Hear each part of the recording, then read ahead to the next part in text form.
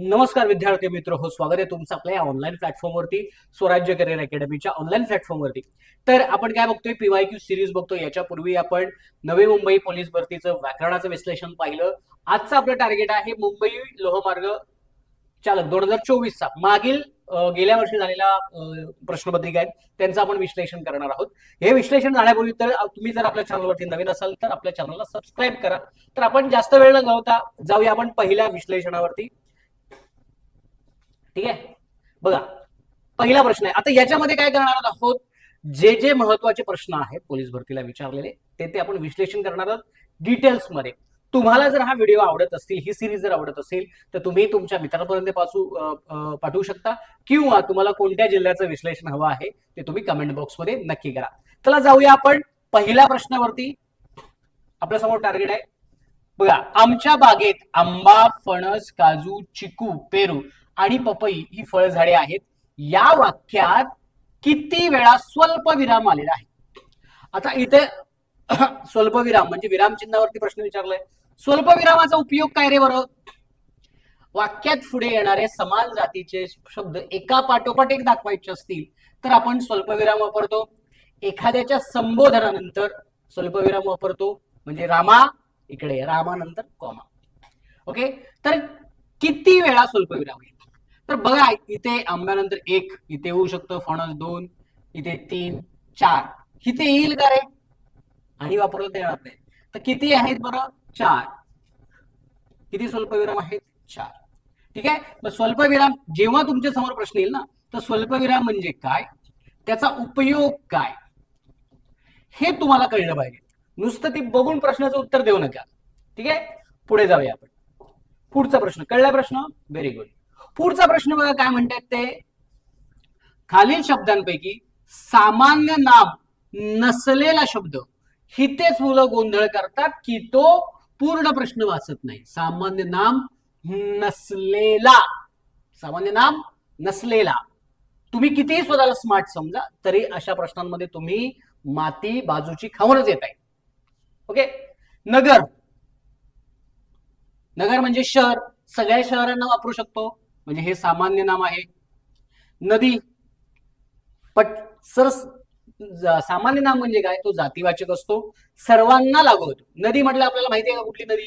नक्की माहित नाही, म्हणजे सगळ्याच नदी येऊ शकतात, त्याच्यामुळे नदी सामान्य नाम। नम्रता, माझ्या अंगी नम्रता यावी, तर हा आहे भाववाचक। काय बरं? वाचक। नट, हिरो, जो सगळा कोणीही असू शकतो, म्हणजे हे पण येणार सामान्य, ह्या जातीवाचक आहेत। तर सामान्य नाम नसलेला शब्द कोणता आहे? नम्रता। कळलंय? Very good. Come to the next question. Okay, पुढे पुढे जाण्यापूर्वी आपल्या स्वराज्य पोलीस अकॅडमीचं मिशन खाकी हे ऍप्लिकेशन आहे। प्ले स्टोर वरती तुम्ही ते जाऊन डाउनलोड करू शकता। त्याच्यामध्ये असे विश्लेषणात्मक व्हिडिओ, तसेच आपण म्हणतो त्याला शौर्य बॅच नावाची संपूर्ण पोलीस भरतीचे व्हिडिओ लेक्चर्स त्याच्यामध्ये आहेत। तुम्ही ते डाउनलोड करू शकता। आता त्याच्यावरती ऑफर चालू आहे, त्याच्यामुळे लगेच खाली डिस्क्रिप्शन बॉक्समध्ये आपण काय दिलेत, लिंक दिले, ते लिंक जाऊन ओपन करा, डाउनलोड करा आणि त्याच्यातला तुम्हाला हवा असलेला कोर्स तुम्ही घेऊ शकता। ठीक आहे, तर पोलीस भरतीची परिपूर्ण तयारी करण्यासाठी मिशन खाकी सोबतच करा। ठीक आहे, जाऊया पुढे। खालील पर्यायातील स्त्रीलिंगी शब्द, अत्यंत सोपा प्रश्न विचारला बघा। स्त्रीलिंगी शब्द कोणता? मूल, ते मूल, ती मूल, तो मूल, तिघांमध्ये पण येतं। चूल, ती चूल, फूल, ते फूल, पूल, तो पूल। सांगा मग मला याच्यामध्ये स्त्रीलिंगी असणारा शब्द कोणता आहे? तर ती चूल। स्त्रीलिंगी शब्द लगेच ओळखलात की नाही? पटकन, व्हेरी गुड। जास्त वेळ न दवडता आपण पुढे जाऊया पुढच्या प्रश्नावरती। विदुषी या शब्दाच्या विरुद्ध, हा खूप वेळा प्रश्न तुम्हाला येऊन गेलेला असेल भरतीला। विदुषी या शब्दाच्या विरुद्ध लिंगी, विदुषी म्हणजेच काय असतो, जी विद्वान स्त्री असते त्याला विदुषी म्हणतात। मग त्याच्या अपोजिट विदुषी म्हणजे स्त्री आणि विद्वान म्हणजे पुरुष। ठीक आहे, विद्वान, विदुषी, विद्वान। कळलंय? Very good. Come to the next point. पुढचा प्रश्न काय बघा, पुढचा प्रश्न, ज्याचा तळ लागत नाही, ज्याचा तळ लागत नाही असा कोण? अनंत, अमर्याद, अथांग की असीम? तर योग्य उत्तर आहे अथांग. अथांग म्हणजे ज्याचा थांग, थांग म्हणजे तळ, लागत नाही असा. अथांग म्हणजे काय? ज्याचा तळ, तळ म्हणजे थांग, थांग लागत नाही असा, म्हणजे त्याला म्हणतात असं. अनंत, अनंत कोणाला म्हणतात? ज्याचा अंत नाही असा तो, ज्याला अंत नाही असा तो अनंत, परमेश्वर. अमर्याद, अनलिमिटेड. असीम, ज्याला सीमा नाही तो, म्हणजे काय? असीम म्हणजे काय?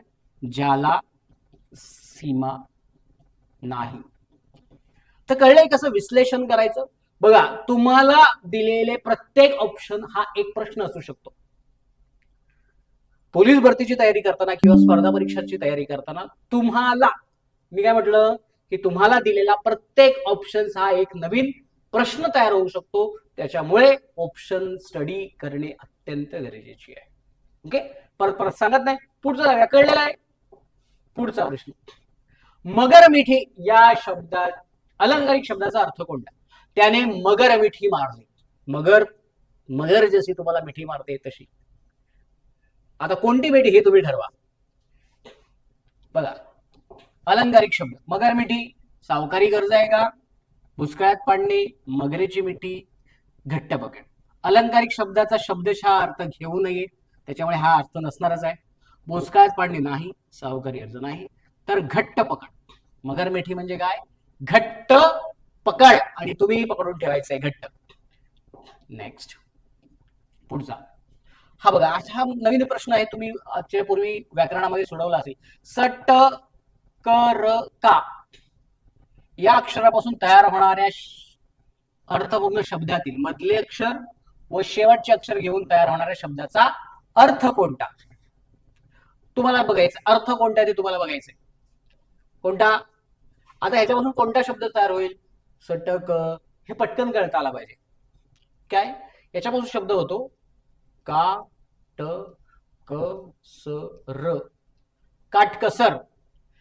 तर या शब्दातलं मधले अक्षर, मधले अक्षर कोणतं? क, आणि शेवटचे अक्षर, शेवटचे अक्षर आहे र. कोणतं बाहेर आहे? र. तर कर या शब्दाचा अर्थ कोणता? कर. दोन्ही कर कटेवरी ठेवून उभा विठे बरी. कर कठेवरी, कर म्हणजेच हस्त. कर म्हणजे काय? हस्त. हस्त म्हणजे हात, हात म्हणजे पाणी. पाणी नाही, पाणी. पाणी म्हणजे हात, म्हणजे कर म्हणजे हस्त या शब्दाचे समानार्थी शब्द. कळले? कारस्थान म्हणजे तुम्हाला माहिती आहे, तुम्ही करता ती. काक म्हणजे कावळा. माळ, गळ्यात माळ घालतो ती, हार. कळले? Very good. जाऊया आपण पुढच्या प्रश्नावरती. बघा काय म्हणतात ते बघा. दिसतोय मी? हा दिसतोय. खालील वाक्यात योग्य वाक्प्रचार वापरा, म्हणजेच तुम्हाला वाक्प्रचार वापरायचा आहे.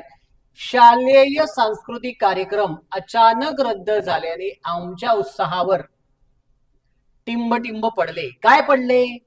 ऑफकोर्स पाणी पडले. हा वाक्प्रचार आहे. अरे त्याच्या उत्साहावर पाणी पाणी पडलं. पाणी मुरले का? नाही. पाण्यात अडले पडले का? नाही. पाऊस पडले का? नाही. तर काय? पाणी पडले. हे वाक्प्रचार तुम्ही जर एक दोनदा वाचले असतील तर तुम्हाला सहज लक्षात येईल. पुढचा प्रश्न, जास्त वेळ नाही होता. खालील म्हणीचा अर्थ सांगा. खाईल त्याला खवकवे, म्हणजे जो खाईल त्याला खवकवणार आहे. म्हणजेच ज्याला माहिती आहे, ज्याने खाल्लंय त्यालाच ती ज्या गोष्टीचा त्रास होणार आहे. त्रास होणार आहे इन द सेन्स त्याच्या मनात, चोराच्या मनात चांदणे असणार आहे. खाईल त्याला घशात खवकवते का? तर नाही. हिते म्हणीचा पण एक पॉइंट लक्षात ठेवा, शब्दशः अर्थ घ्यायचा नाही. पुढे, वाईट कृत्य उघडकीस येणे. वाईट कृत्य उघडकीस येणे नाही. वाईट काम करणाऱ्याच्या मनात धास्ती वाटते, म्हणजे जो काम करतो त्यालाच काय वाटते? धास्ती वाटते. कळलं? व्हेरी. अति तिथे माती. पुढे, तोंडावाटे निघणाऱ्या मूलध्वनींना काय म्हणतात? तोंडावाटे निघणाऱ्या मूलध्वनींना, हे खूप वेळा प्रश्न आले. मूलध्वनींना काय म्हणतात? वर्ण. काय म्हणतात बरं? वर्ण. वर्ण. वर्णांपासून बघा, आता इथे मी सांगतो, लक्षात द्या. वर्णांपासून काय म्हणतात? अक्षरे. अक्षरांपासून शब्द आणि शब्दांपासून वाक्य.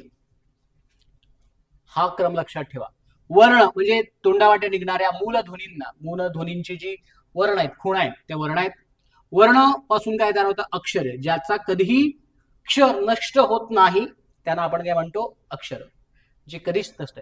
जेव्हा आपण लिहून ठेवतो वर्णांची खूण म्हणजेच आपण अक्षर म्हणतो. ओके. शब्द म्हणजे काय? तर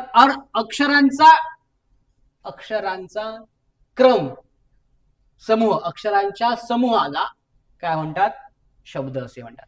अक्षरांच्या समूहाला अर्थ प्राप्त होत असेल तर त्याला म्हणतो आपण शब्द. आणि शब्दाचा समूह म्हणजे वाक्य. शब्दांचा समूह म्हणजेच वाक्य. अक्षरांचा समूह पण काय पाहिजे? अर्थपूर्ण, तर तो होतो शब्द होतो. कळलंय? वर्ण, अक्षर, शब्द, वाक्य. Got it? Very good. Come to the next point. Natsamrat हे नाटक कोणी लिहिले? नटसम्राट हे नाटक कोणी लिहिले? तर नटसम्राट हे नाटक लिहिले वि वा शिरवाडकरांनी